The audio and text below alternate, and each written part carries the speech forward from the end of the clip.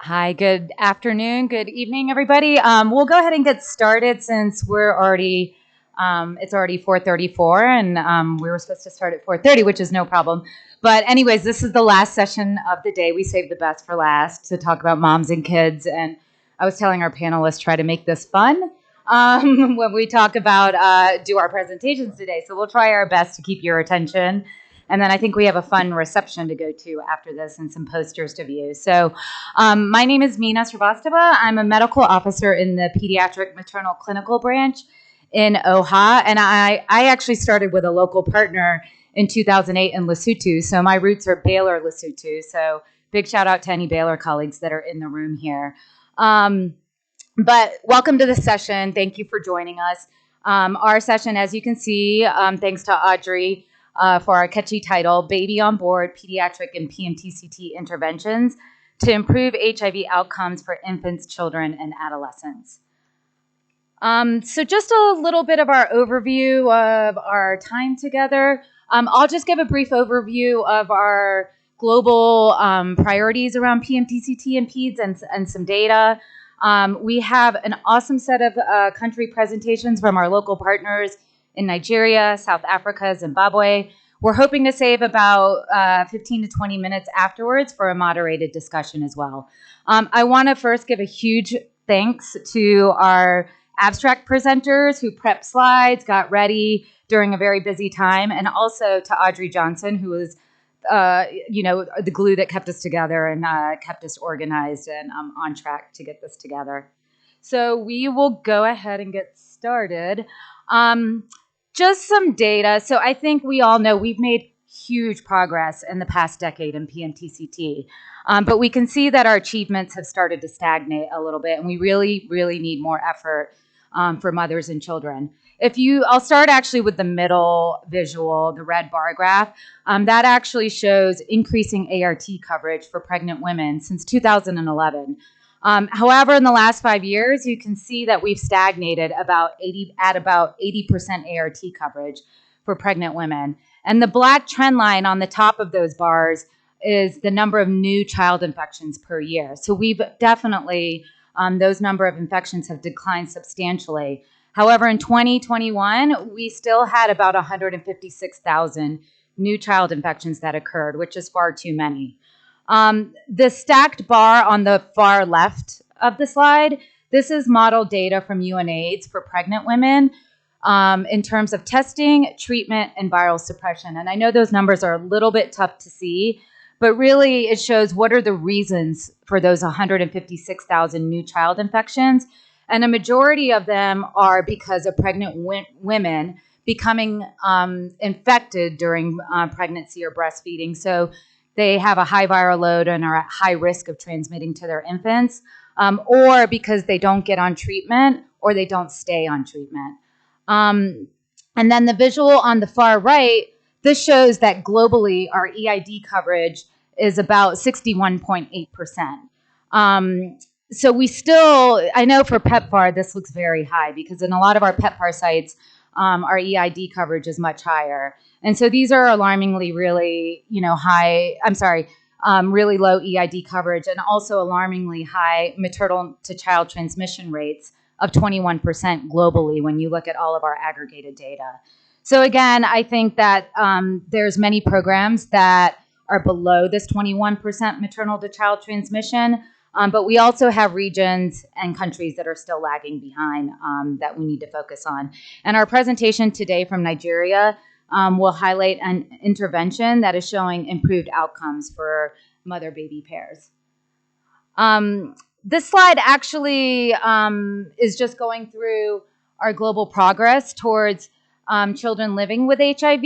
And basically on the left, you can see that we have about 1.7 million children that are living with HIV as of 2021. And the visual on the bottom shows that about 52% of those children are on ART.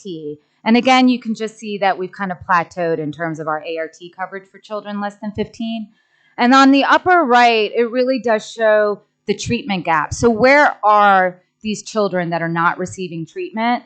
And we can see that 20 countries account for about 650,000 children that are not receiving treatment. So again, some of the high priority countries here are South Africa, Nigeria, DRC, Tanzania, Kenya, Angola, and you can see the rest of the countries there too as well. I think everybody's probably seen this visual about 100, this might be your 100th time this week, but the 5x3, we're all super excited that Ambassador Nkengasong and OGAC, that this is their new vision for a reimagined PEPFAR, which includes Pillar 1, and that centers on health equity for priority populations. And I think Han said it well earlier today. While we've made progress in achieving epidemic control for a handful of countries, we know that children lag behind, and there's gaps that exist for not only children, but AGYW and KP as well. And I can tell you, our team back in OHA, myself, many of you who care about moms and kids here, a lot of us were super excited to see OGAC's commitment to children so clearly outlined in Pillar 1. And so we hope to follow through on these on this strategy and continue to prioritize kids. Many of you know I wanted to highlight two big global initiatives that are focusing on mothers and children. We've got the PEPFAR Accelerating Progress in PMTCT and Pediatric HIV. You can see the objectives on the right. It's known as AP3. It's focused in 7 priority countries that are shaded in red. And you can see it's aiming to reduce new child infections, identify and put children on treatment, and increase our rates of viral suppression to reduce mortality. The second big initiative that was announced in Montreal at AIDS 2022 is the UNAIDS Global Alliance to End AIDS in Children. And their objectives overlap very much with AP3, and they have a few more countries, 11 countries totaled, and so they're shaded in both red and blue here. And so we're trying to do a lot of coordination with UNAIDS and our ministries of health around these two big initiatives for moms and children. You've heard about the data, where we're at with moms and kids. There's a lot of work to still be done. There's a lot of gaps that are still there. And I think you've also heard now about the two big initiatives that PEPFAR and UNAIDS are focused on globally. This is something our branch put together, and I just want to do a big shout out to my pediatric maternal clinical branch colleagues. But these are the interventions and priority activities we should be working on. It's a lot, but a few that I want to highlight are, in terms of supporting mother-baby pairs across the cascade. Really, I think in COP23, we'll see a lot of refocus on maternal retesting and PrEP in pregnant and breastfeeding women so we can reduce those new child infections. Continuity of treatment and differentiated care models, especially for AGYW who are at higher risk of loss to follow-up, and also reducing our missed opportunities for EID, especially through our lab networks. Lastly, I can't overemphasize enough, USAID, as we know, has the majority of our PEPFAR OVC programming globally, and we want to keep it that way. So it's important that we make sure we align all of our clinical interventions and support with our OVC programs and enroll mother-baby pairs, and so we can support them until their infants have a final outcome. And this is my last slide, and then I'm going to hand it over to the presenters. This is our priority matrix of interventions for children and adolescents living with HIV. The few I just want to highlight are, again, a mixed modality approach for case finding. There's still a lot of undiagnosed children out there. One thing we're talking about in COP23 guidance is considering using caregiver and provider-assisted oral HIV screening to really find those hard-to-reach biological children that might not be living with their parents or parents might be mobile. Pediatric DTG rollout continues to be a huge priority for all of our programs, and some of our countries have really made a lot of success with this rollout. Another area, advanced HIV disease management, not only for adults, but definitely children less than 5 years of age. I've got Tanzania colleagues in here. We've been talking a lot about this because we're seeing high mortality in those children. So a lot of focus on that. And again, point of care testing for viral load. And I can't say it, I have to sound like a broken record. The alignment with our OVC programs too, to make sure that children and adolescents and families have improved outcomes. And the last thing I always say, and I want to make sure I end with. While the number of adults, it's much more than the number of children living with HIV.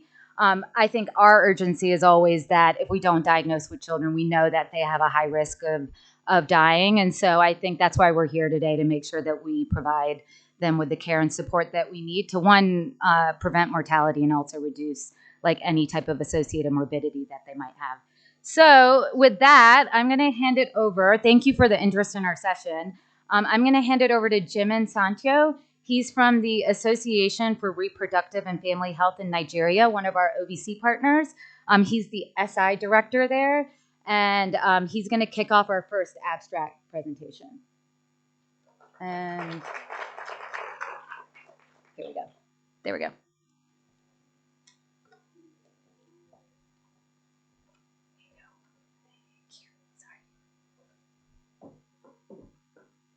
Okay.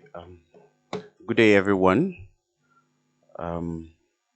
So I'm making this presentation on behalf of the Integrated Child Health and Social Services Award, ICSA2 project, implemented in Nigeria.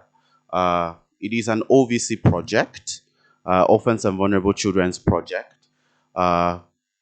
Mandate is to mitigate the impact of HIV and AIDS on orphans and vulnerable children and their families. And our approach is community and family-centered approach, coming from a community and having that close linkage with the treatment partners, the KP partners, in ensuring that children and their families receive care. And in doing this, we walk through some standardized PEPFAR streams.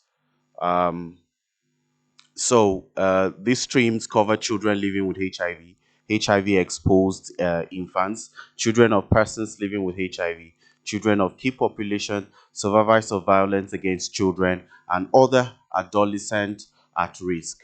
These form the core enrollment streams that we work with. And HIV-exposed infants being one of them, we looked at the effect of the continued mother-to-child transmission, and then how do we ensure that we find all the cases of these children and bring them into care.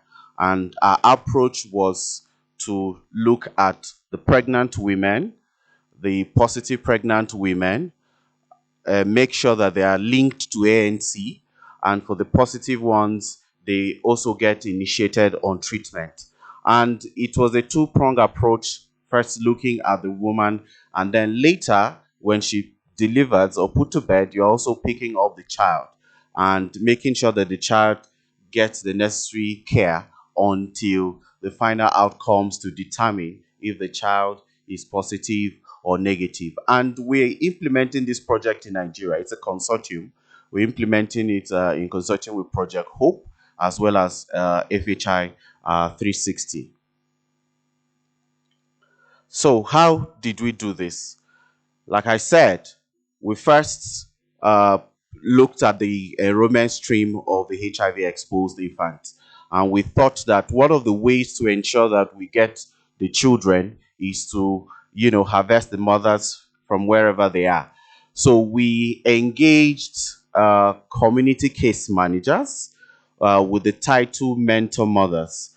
These mentor mothers specifically go in search of pregnant women, and they also work with existing pregnant women who are going through the PMTCT program. And we also developed a register.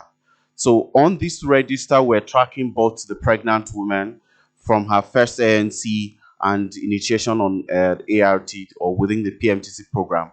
And then we also document, details of the child as at when they're born and through the entire cascade.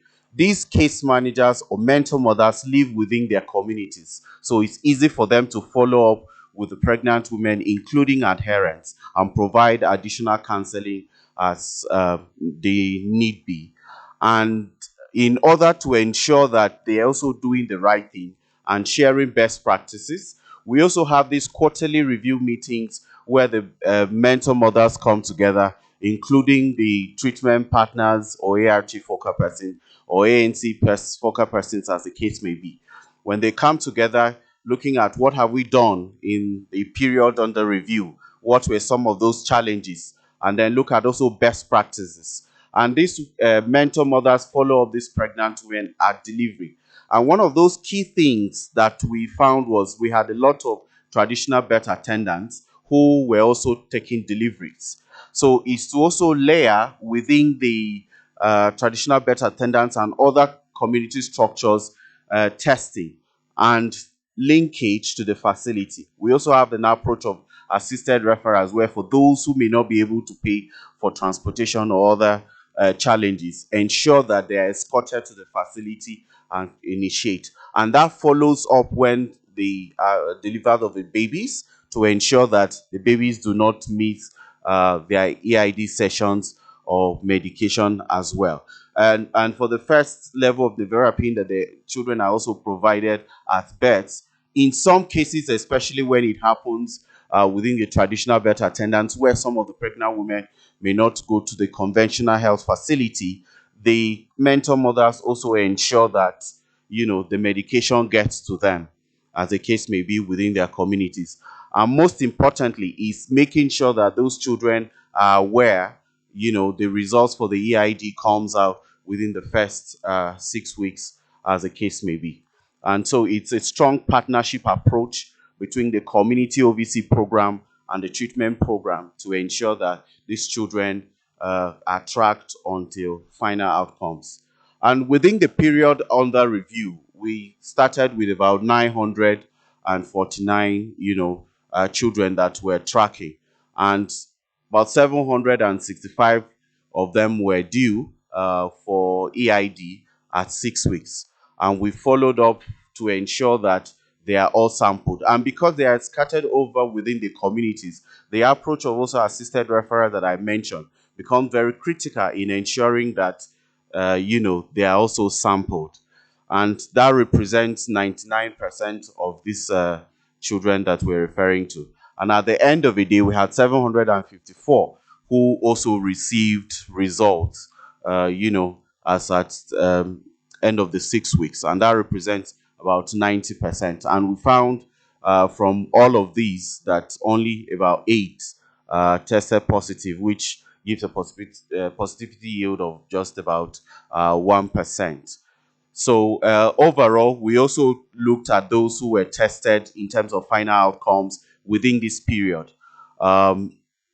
Because while we also have the 6 weeks gone, we also need to focus on the overall final outcomes to determine if we also move them to the next enrollment stream of children living with HIV, as the case may be. So we tested 119, and 111 came out negative, and we also remain just with the 8, like I mentioned, which has proved very useful. And it's that strong collaboration or result of partnership with a treatment partner.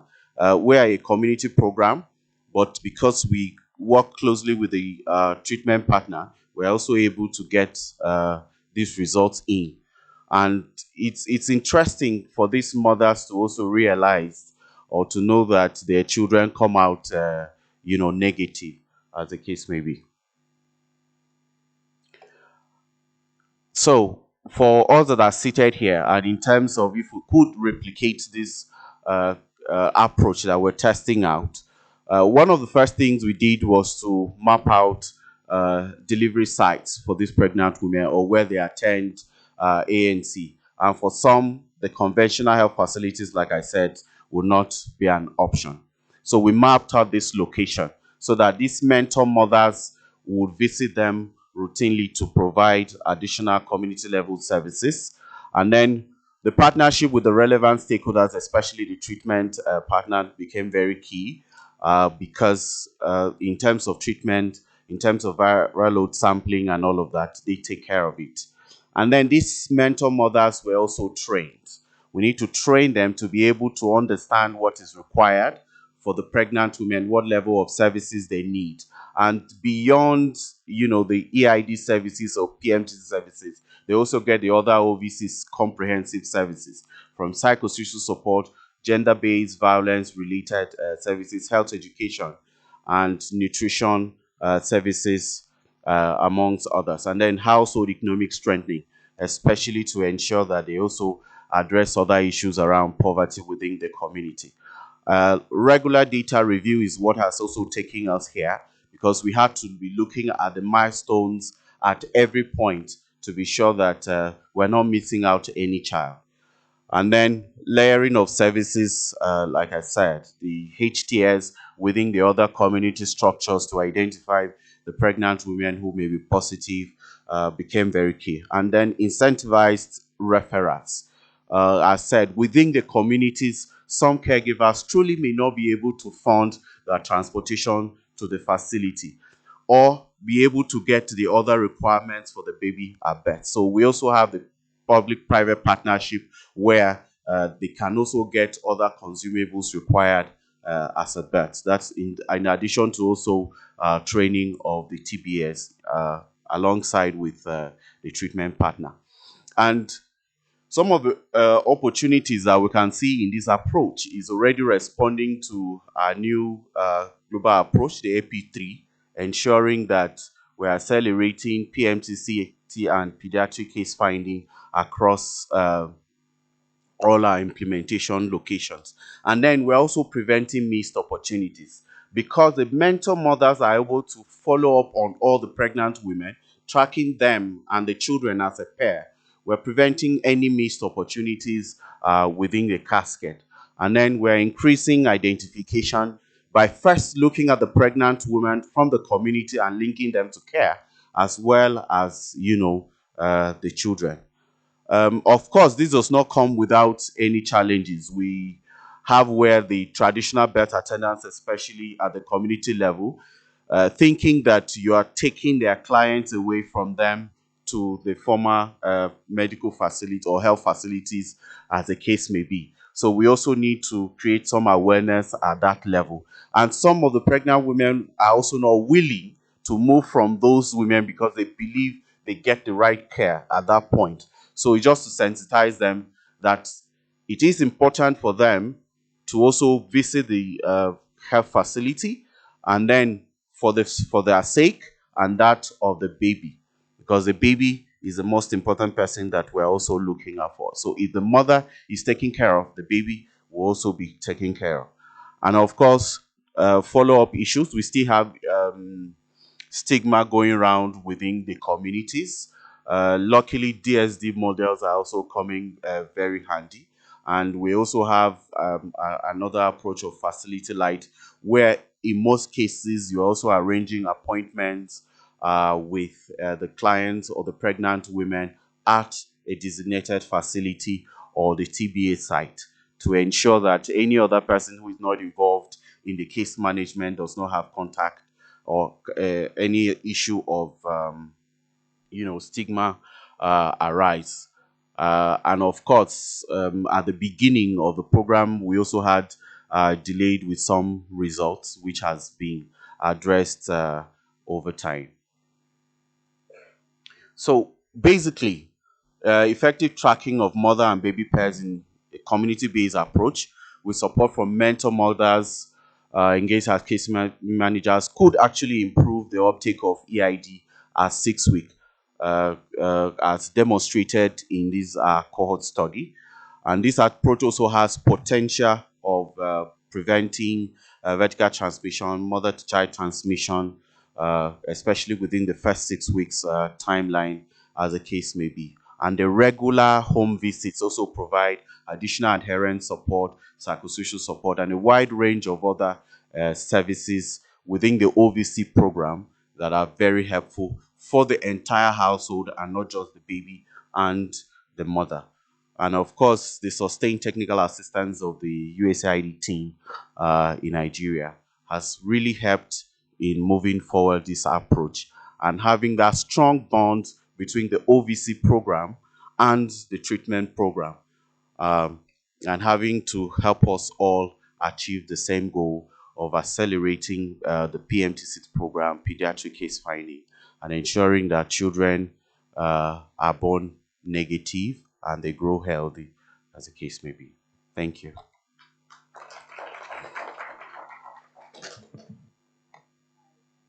No, not working? Oh, now it is. Thank you so much, Jim. And I loved your last line was this is a golden practice that should be replicated. Totally agree. So we'll go to our next presenter now. We're going to go through our second one, then our third one, and then we'll take questions. So I'd like to introduce Jackie Dunlop, Dr. Jackie Dunlop. She's a pediatrician, and she's with our clinical partner, ANOVA, here in South Africa. So I'll hand it over to you for our next presentation. Thank you so much, Mina. Am I on? Okay, let's get the slides going. All right, so thank you so much for attending this session. I think it's exciting how much more enthusiasm there is for PEDS and PMTCT. Anyone working in this field and tracking it over the time has seen such a lot of growth. So I think thank you. I'm going to present on child, adolescent, and family care days, or care days in short, and how this mix of interventions helps improve retention and suppression in children and adolescents living with HIV. So a quick background. So the care days came about as a need to try and aggregate children and adolescents onto a day at a facility.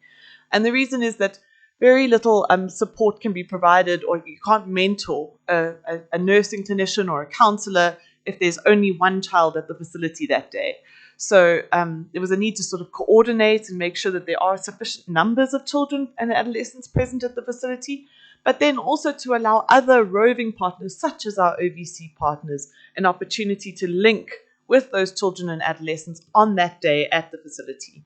And so really there is no option, I think, when it comes to peds and adolescents, unless you've got a child center of referral where you're going to only have children. It's very hard to do this mentorship and get groups running and get enough people present on the day so that you can do proper referrals.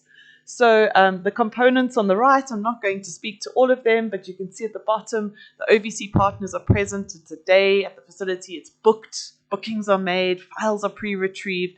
And then there's mentorship provided on the day, and then group or individual psychosocial support. So both the in-facility psychosocial support and then the opportunity to link to the OVC partners who may provide some support on the day in the facility, but then also link nicely into the community where the child or adolescent can continue that support.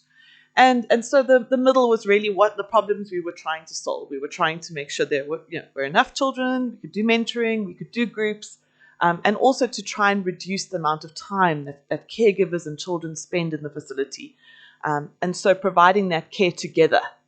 So caregivers and children getting their care provided at the same time. But what we didn't know, because it was a great intervention and it did what we needed it to do, but we didn't know that whether it actually improved retention. And we didn't know whether it actually helped with getting viral loads done and actually helped with virological suppression. And so that was really what we were moving towards with this analysis.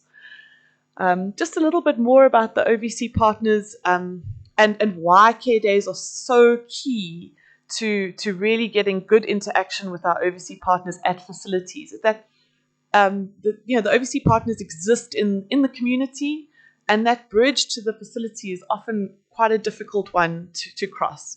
As facility partners, such as ANOVA, where I work, we work in the facilities and we do have this ability to reach into the community, but there's just this gap. And care days provided a bridge for that gap. So it meant that facility and community partners could collaborate and form relationships. It meant that community teams knew when to come, so they didn't come on a day to the facility and there were no children there, so it's a wasted opportunity. They're also able to get consent themselves, so it's not a matter of, for example, the facility or Department of Health referring the patient, but then having that gap in consent and who's going to do the consent. And then healthcare workers actually could refer to the OVC partner specifically and say, this child needs disclosure. Please could you assist us today with disclosure? And so instead of having to write a long referral letter, it's a face-to-face referral, and I think that's made it a lot easier. And then this really amazing opportunity to case conference. At the end of the clinic day or the care day, you could have clinic and community partners meet and say, well, they could discuss the virological suppression issues, discuss the family issues, and bring it together and figure out a plan for that child. So we have care days, which were formed at our priority sites. These are our USAID Cienza sites. Not all of our sites were able to be covered. But at the time of this analysis, we had 46 facilities in Johannesburg and 31 in Mopani. And these are our two districts where we had sort of a mature care day program. Our other districts are really starting up, and so less than 6 months old, harder to get some sort of feeling of what change has been made. We looked at retention, viral loads done, and virological suppression for clients under 15 years of age, and we compared the facilities who had care days in the same district to those who didn't have care days. And it's quite a simple analysis. And just to show you, so this is how it looked for Johannesburg. We used 1/4 of data to compare. And you can see that about half of the children in Johannesburg are already in care days. This is children living with HIV. And about 1/4 are not in facilities are in facilities that don't have care days. And then 1/4 were excluded because they were either in facilities that had care days for too short a time, or they were in tertiary hospitals, which is a very different sort of care setting. And what we can see is that retention was significantly improved by the care days.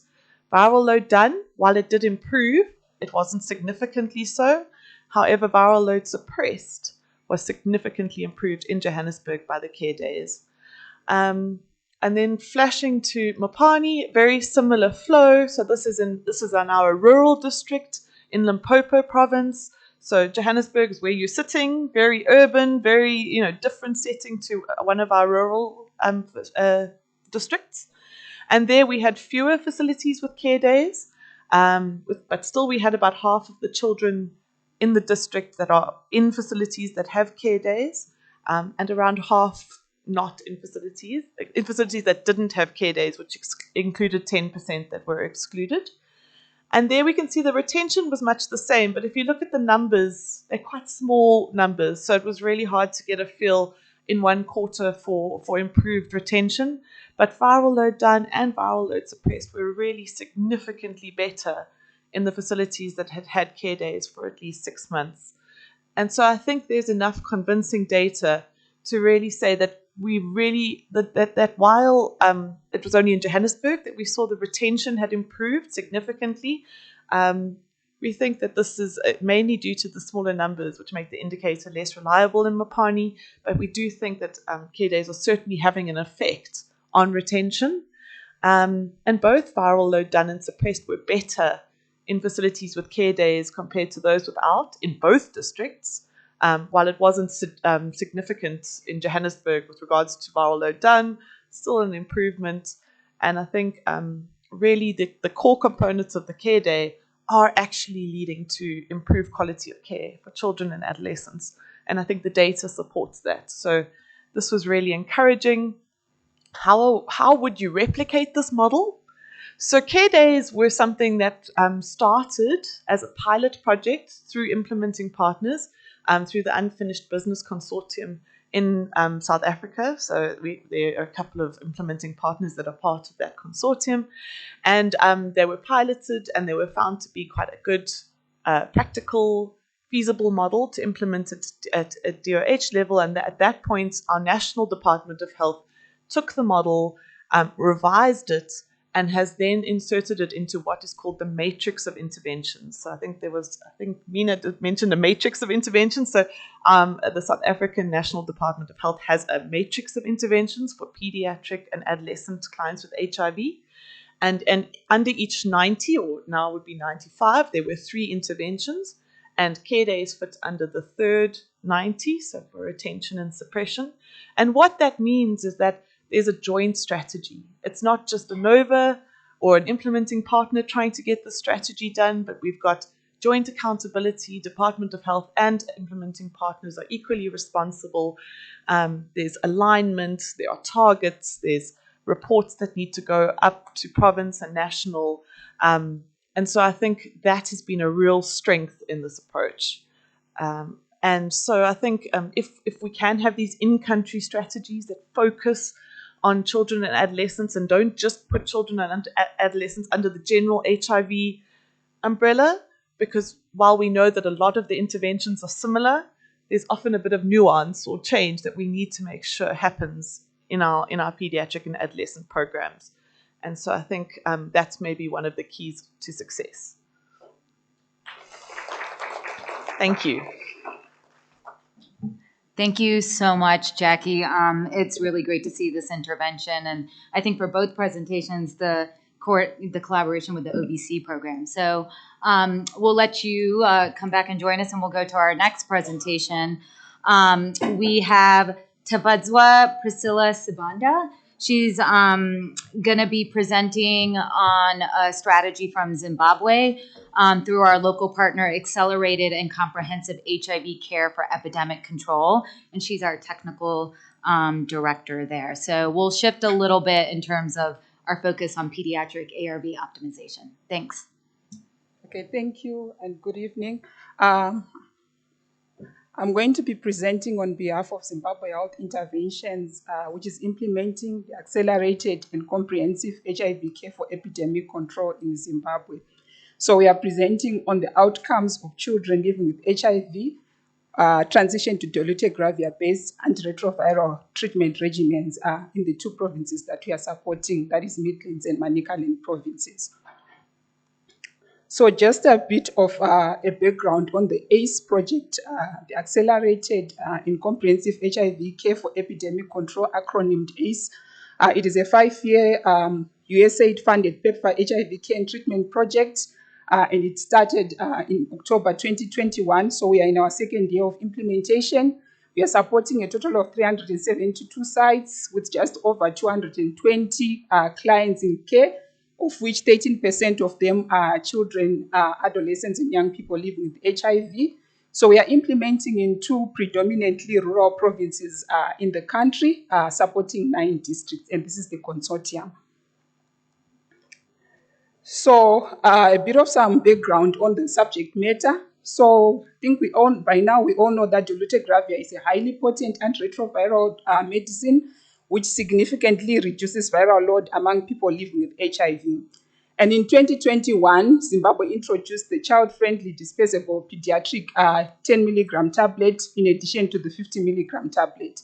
So this was to be implemented in a phased approach, prioritizing children who were being newly diagnosed and initiating on ART, and children who were still on NNRTI-based regimen. And for most of the children, it was efavirenz-based regimens. So full scale-up was to take effect from July 2022. ZHI, through the ACE project, supported this transition through capacity building of the healthcare workers, supporting the development of job aids, as well as supporting the quantification, ordering, and distribution of the medicines to the site level, considering that this was a new medicine, so we didn't have a baseline for ordering. So it was important to have very good quantification systems to ensure that we get the right quantities into the facilities. So routine program data had been showing suboptimal viral load suppression amongst children living with HIV. And we hypothesized that having transitioned during the initial phase of pediatric DTG transitioning, we're set to see an increase in viral load suppression. So we then set out to assess the outcomes of children who were transitioned during the first phase of the transitioning to DTG-based regimens in the two provinces that we are implementing. And specifically, we wanted to assess the DTG transition rates during this initial phase, as well as to assess viral suppression rates in these children before and after the transition. So we conducted an analytic cross-sectional study focusing on client outcomes before and after DTG transitioning, and we focused on 34 high-volume sites, and these are sites where we have CRHI supported staff. All children on ART in these facilities were below the age of 14 were included, and the primary outcomes were viral load suppression and transition to a DTG-based regimen. We reviewed client folders, and we collected, we captured data from the client folders looking at routine client data, and this data was captured into an electronic data collecting tool known as SCOBO, and the data was then analyzed using Stata. So this is just a snapshot of the characteristics of the participants. So we managed to include 1,003 children in the study, and the median age was 11. And the ART at the start of at the point of being initiated on ART, where the majority were on a non-DTG based regimen. So we had 56% on NNRTI based regimens, and this was predominantly efavirenz based, and lopinavir REIT based regimens, 25%. So of the 811 children who were on a non-DTG based regimen, 78% of them were switched to a DTG regimen between October 2021 and June 2022, and this was before full scale up. So we then went on to look at the data, looking at the children who had viral load data for both periods before the transitioning and after the transitioning. So we managed to analyze 276 folders for this. And of these children, we noted that there was a significant improvement in terms of viral load suppression from 80% before the transitioning to 96% after the transitioning. We also conducted a subgroup analysis in this group. So we looked at those who were unsuppressed before the transitioning, and we had about 56 of them. And after the transitioning, the viral load suppression went up to 86%. So 48 of those 56 were unsuppressed before transitioning, were then suppressed after being transitioned to dolutegravir. And those who were already virally suppressed, 98% of them managed to remain suppressed even after being transitioned. We also noted that children who remained on a non-DTG containing regimen were 8 times more likely to remain to have an unsuppressed viral load compared to those who had been switched on a DTG-based regimen. So, based on these results, we have noted that children on a DTG-based regimen had better viral load suppression compared to those who were on other regimens. And following on these observations, ZHI through the ACE project have supported the scale-up of transitioning of children, adolescents, and young people living with HIV to DTG-based regimen. And as we closed our COP21, DTG transitioning within this population was above 90%, as well as we also noted a significant improvement in terms of the viral load suppression, again, in the same population. So based on these observations in real-life programs, we highly recommend programs to develop guidance and expedite transition of children to DTG-based regimen. Thank you.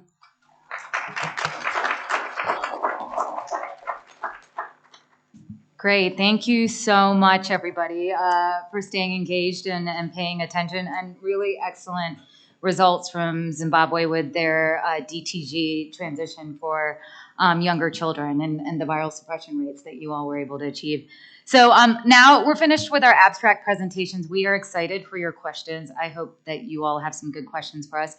But just to recap, I think, our first presentation from Jimin really was a nice overview of a mother-baby pair intervention, so much more on PMTCT and reducing new child infections. I think Jackie did a really great overview of these child and adolescent care days in South Africa in terms of care, treatment, and support for children and families.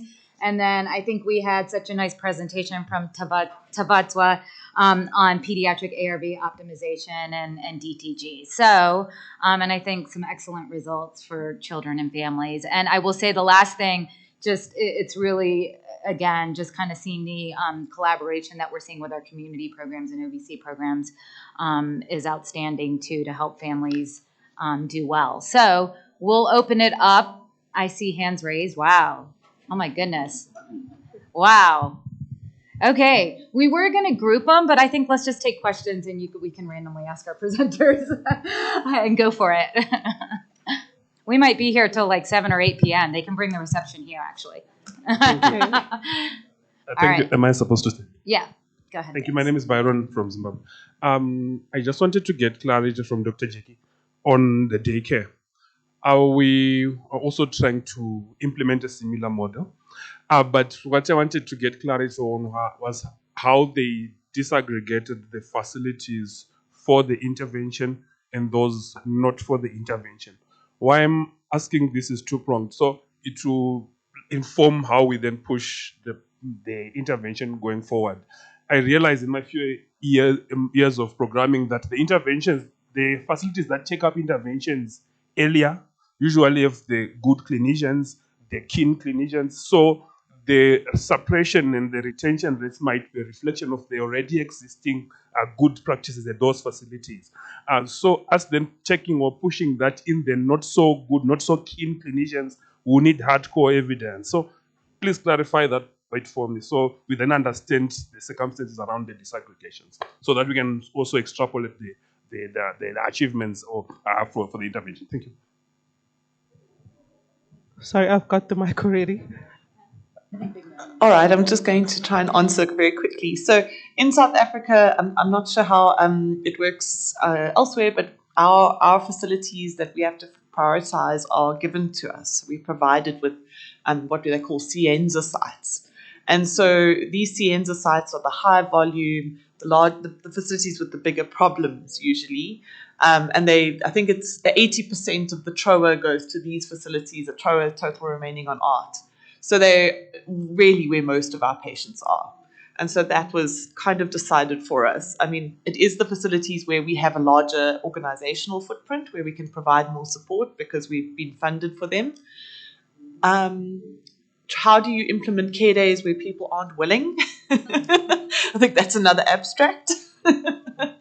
But one of the things I've found personally is that if I show as a clinician dedication, and I don't stop coming, and I don't stop motivating, and I don't stop banging on the facility manager's door and saying, why have I got no help? Why is there no space? Where is my room? Can somebody please order some drugs? That constant pushing from a clinician perspective has been very helpful. Jackie, to clarify, Cienza are PEPFAR priority sites, not NDOH priority sites. Yes, right? yes. So we've got PEPFAR priority sites. We've also got NDOH priority sites, and they're generally the same sites, a little bit of difference. Thank you. It's a quick question for the first presenter.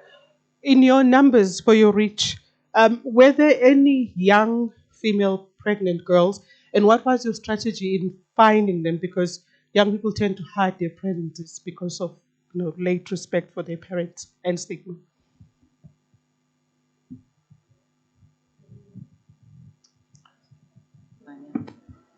Okay, thank you. So I had mentioned the streams that we work with. So one of them is adolescent at risk. And what we do is some of the criteria that we use in identifying them is issues around STI, issues around teenage pregnancy. And case managers from the community are tasked because they understand the context to be able to identify them within their localities. And using some of the ART sites or other clinics there, we specifically work with the health facilities to link us to those who may have had an STI within the last 3 months and reported. And those are enrolled on the project, assessed, enrolled, and provided a range of services. We have quite a number, close to 100 adolescent or teenage mothers who are also enrolled, and some of them are HIV positive, so they're receiving care. But specifically, our streams allow us to be able to deliberately within the communities find teenage mothers. Thank you. Hello, thank you. My name is Dennis Tindieba from ANECA, African Network for the Care of Children Affected by HIV/AIDS. Mine is a comment, and first, Mena, thank you for putting this together, and thanks for the dedicated AP3 funding. We're one of the recipients in Uganda. And also for the support you've given the new Global Alliance to End AIDS by 2030. I feel like that maybe it should have been named the Unfinished Business. Just like the Unfinished Business Consortium we're putting together, maybe that's what it should be named. Yeah, but so we have these global efforts and specific country efforts that are focusing on PMTCT and improving outcomes for children and adolescents. Really good efforts are out there, and with support to the facilities. However, I think there is a little need more focused attention to get the results that we need. Why am I saying that? You may find at facility level there is a PMTCT focal person. There is also a volunteer, mother-to-mother volunteer that's responsible for following up the mothers and the children, for APN, for testing. Unfortunately, because of our human resource constraints in the facilities, this so-called PMTCT focal persons ends up by doing many other things. So actually, she's no longer doing just PMTCT focal person. The lay worker that is supposed to follow these children in the communities for testing family children members is actually has many other responsibilities. And so when you come into for supportive supervision, you find that, oh yeah, I know what I'm supposed to do, but I'm overloaded, and it's true. So what do we need to do? I think we need a slight, I don't know the approach to do, but every time you go to that facility, you find, yes, the children that need to be tested are there. The screening has not been done. The follow-up are there, but has not been done. So I think from a program point of view, there needs to be a little more focused attention to get the results that we want from the programs. And which would really which calls for programming from national level downwards, and keep. I had a colleague from Manova saying, keep on asking, keep on knocking, and keep on going there, because the reality is that if you don't keep on going there, they're just overwhelmed. And of course, they have many more things. And unfortunately, or rather, fortunately, because of the success of the treatment in adults, there's better results that are seen there rather than the few children that they have tried. So I think from a program point of view, MENA and colleagues, we need to talk more about how do we provide this focused support to get the results that we want. Thank you. Can I ask my question? Sure. Thank you so much, Dennis, for those comments. I think they're definitely really important. We can definitely discuss more as well. Yeah, we can take more questions. I actually see we have some online ones too, but let's take some more in the back too. Maybe we have time for like 2 more here and then 1 from the Yeah, children. sure. Okay, so I can start. Thank you very much for the presentations. And I just have some few, maybe 1 or 2 questions. The first one goes to the first presenter.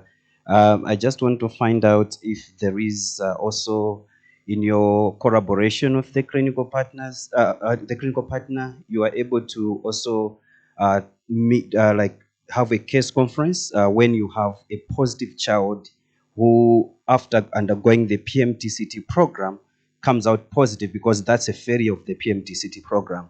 I don't know if there's also that kind of like an audit that is being done to find out what would be the contributing factors to come up to at the end of the day to have an unwanted outcome.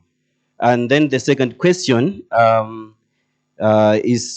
to the second presenter. I just want you to give me a little bit more information on the daycare model. Very much of interest to learn more about what's happening at when you are at this when you are providing the services in this model.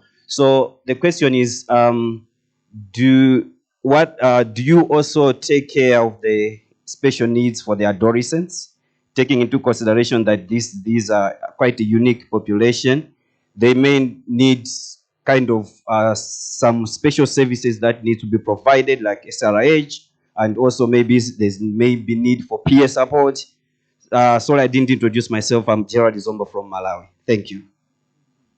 Yeah, I'll let you go first. And Jack, the online thing related to that during care days, how do you provide services being that you have peds, adolescents, and caregivers with different needs? So I'll let you go first, and then Jackie can go afterwards.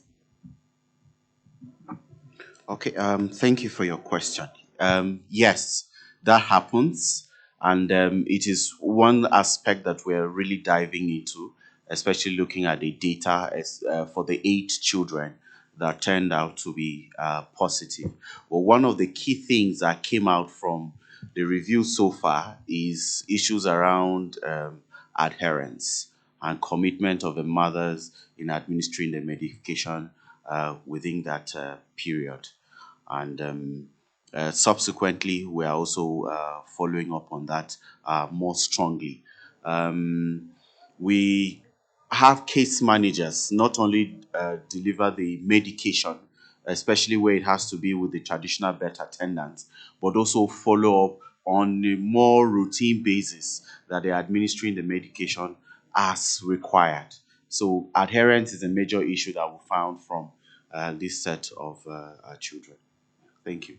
I mean, I think we have time for maybe one more question from the room and then one from the.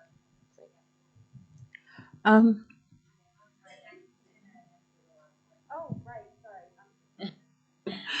So, okay, quickly as I can. So, on a care day, it's either once a month or once a week, or depending on the size of the facility. And at the day, you'll have a nursing clinician, usually works at that facility, a counselor that works at that facility, and then you'll have a whole bunch of support staff. So, the OVC partner can be part of that support staff. Their linkage officer may be there that day, and then you might have roving mentorship through a doctor from the district or social workers from the implementing partner.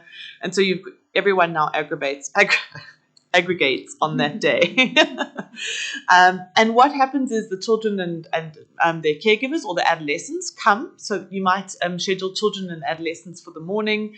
Adolescents might come in the afternoon. So it doesn't mean they all have to come at exactly the same time. In the morning, the moms, usually moms, but it can be dad if he's the caregiver, file will be with the child's file, and they will go into the clinical consultation together. And from there, they could either attend a group, so that depending on the order, so the child could be in a group, caregiver can be in a group, and then to the clinical consultation, or vice versa. And so they get that individualized care. And then for adolescents, what we found helps more is that we actually run a youth care club in the afternoon. So it's on the care day, the same people are present, but it just allows for that focused, as you said, peer support of the adolescents. Also where you can provide a pre-packed medication if the adolescents are suppressed. And then the OVC partner can actually be part of the YCC club, youth care club. And so that's the integration there. So that's how it's done. I hope it's clear. Thank you. Afternoon, Team OVC from Zambia. So we love OVC programs, and that's why my question goes to the first presenter, and what he presented really resonates with what we're doing in Zambia. So my question, I know you touched on it. I was trying to ask if you interrogated the 8 children that seroconverted, and you mentioned that the main issue was adherence. I wanted to find out, did they have mentor mothers throughout the cohort? And if so, were they getting the prophylaxis needed, especially the children and the women probably? Did they get the viral load test done and things like that? As we would want to learn more to see how this, because it's cohort and sometimes very difficult to follow up and ensure that there's a mentor mother present throughout, because they're very helpful. And in our cases, like case workers. Then also wanted to find out, is your register automated? We're trying to do that, and yeah, thank you. Okay, thank you very much. So I'll start from the last one. We have not automated the register, but we're working on that. The National OVC Management Information System has been revised, and part of it is to accommodate this particular register and help us to track all the outcomes. So, like I responded earlier, they have the mentor mothers all through the program. But what we also observed from the first cohort we commenced with was the fact that they also have other case load to manage for other households that do not have HIV exposed infants. So for mentor mothers, we have also reduced it further. So their primary focus is on those pregnant women as well as those with exposed infants. Adherence, like I said, you could have the mentor mothers all through the period, but sometimes what happens in the household after they have left or after the guidance or counseling has been provided is the next thing that we're also focusing on, like I said, more on the case conferencing, so that by the next time we're analyzing, probably we have all negative babies come up, but they have the mentor mothers all through the period. Thank you. Thank you so much. Audrey's telling me we're at time. And if those of you, I might, sorry, and if you all have any more questions, I think our panel members would be okay if you came up and asked them questions after our session, or you can find them at the reception maybe. And we also had a few online questions. Apologies, Mercy, Peter, and Julia, that we didn't get to all of your questions online, but thanks for joining as well too.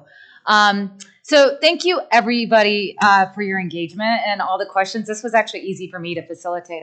I told our panel I made a list of questions in case you all were quiet, but that didn't happen. I didn't even have to ask any of my questions because you all are so invested in moms and kids, and it's really amazing to work with you all. And I think for USAID, I love so much seeing just like the clinical and OVC interface. I know I say it a lot, but really all three of these programs and interventions are a lot to learn from, and things that we can think about, I think, replicating in other countries, and are really well aligned with AP3 and the UNAIDS Global Alliance too.